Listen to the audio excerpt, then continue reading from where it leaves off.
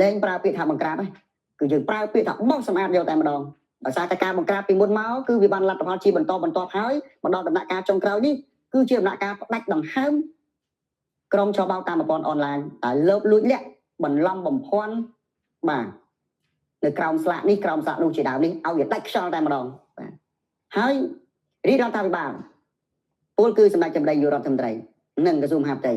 គឺបានដាក់បន្ទាត់ក្រហមហើយគឺបោសសម្អាតឲ្យអស់ពីលទ្ធភាពនិងឲ្យស្អាតត្រឹមកំឡុងខែមេសាឆ្នាំ2026បើសិនជាតាមបណ្ដារាជធានីខេត្តណាដែលត្រូវរកឃើញថានៅមានសេសសល់ឬមានការពាក់ព័ន្ធ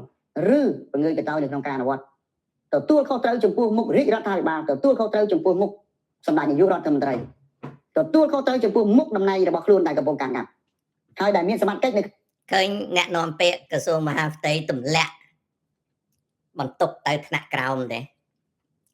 វាមិនមែនជាវិធានការ it is not the procedure to implement ទេវាមិនមែនជាវិធានការអនុវត្តទេវាជាការទម្លាក់បន្ទុកឲ្យថ្នាក់ក្រោម